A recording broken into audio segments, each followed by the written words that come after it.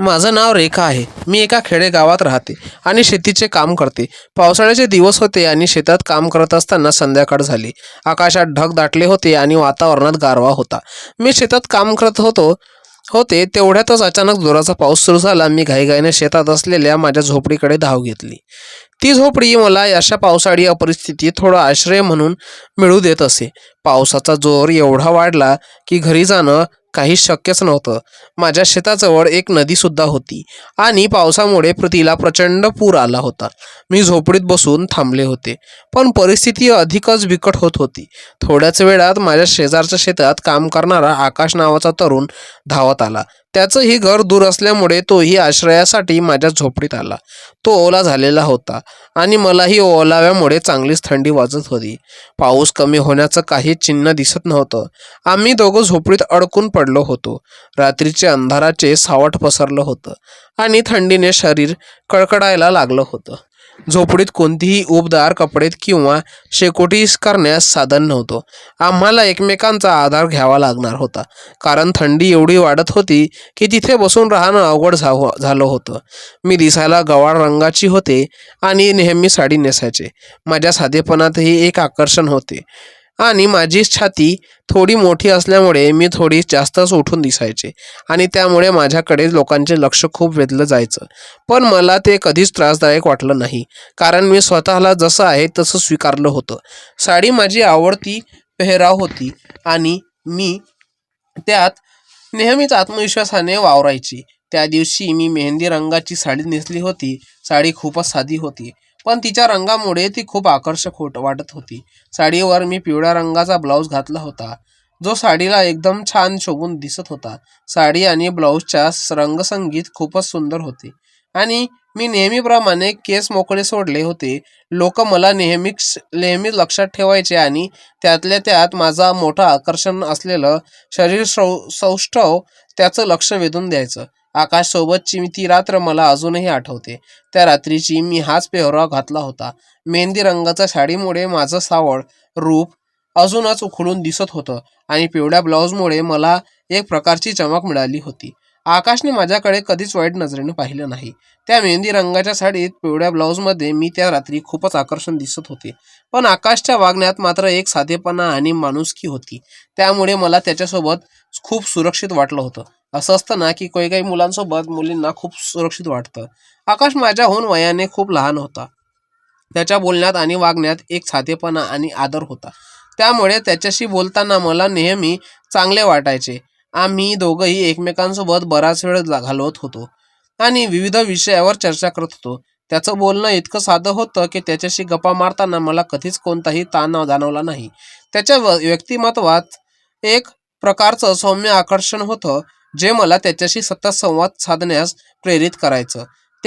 रात्री थंडी प्रचंड वाढली होती. आम्ही दोघंही एका सुरक्षित जागेची शोधाशोध करत होतो, कारण बाहेर पडण्याची कोणतीही शक्यता नव्हती. पावसामुळे पुराची स्थिती निर्माण झाली होती आणि त्यातून सुटका होण्याची काहीच चिन्हे दिसत नव्हती.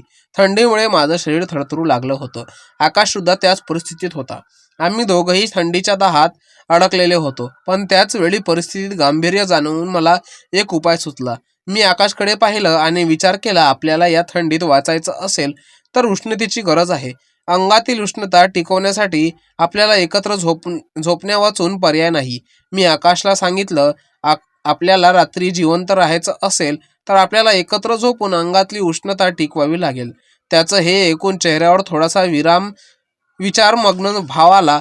त्याने काही क्षण विचार केला, पण परिस्थितीचे गांभीर्य समजल्यावर तोही तयार झाला. मी मनात विचार केला की ही काही साधी परिस्थिती नव्हती.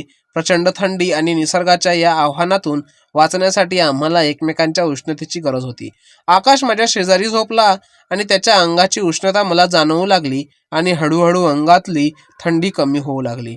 आम्ही जवळ येत गेलो आणि उष्णतेमुळे आमच्या शरीरावरचा थंडावा ताबा सुटू लागला आणि ती रात्र फार कठीण होती, पण आम्हाला त्यातून थोडासा आराम मिळत होता.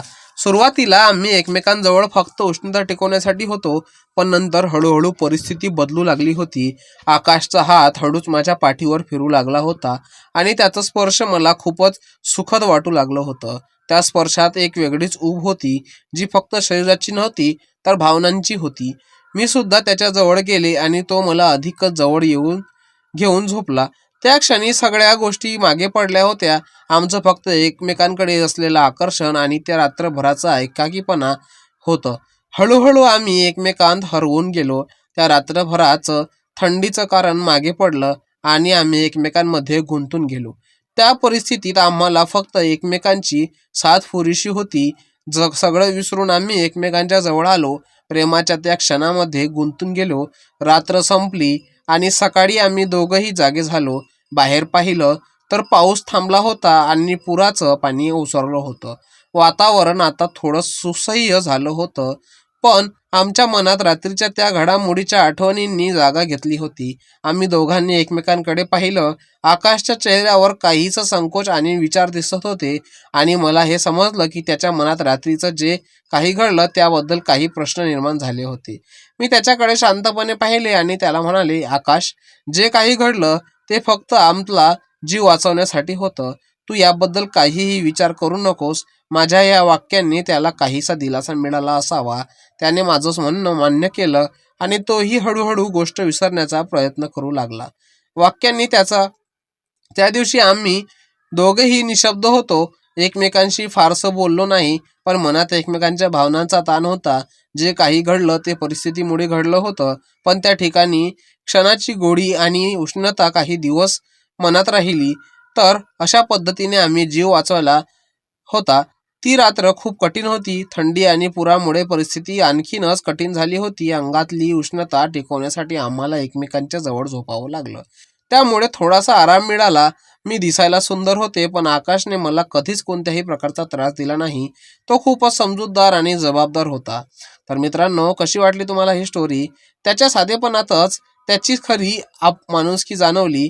तो वयाने लहान होता, पण त्याच्या विचारामध्ये एक प्रकारची परिपक्वता होती. त्या रात्रीच्या परिस्थितीत आम्ही दोघंही एकमेकांच्या साथीने जगण्यासाठी झगडत होतो.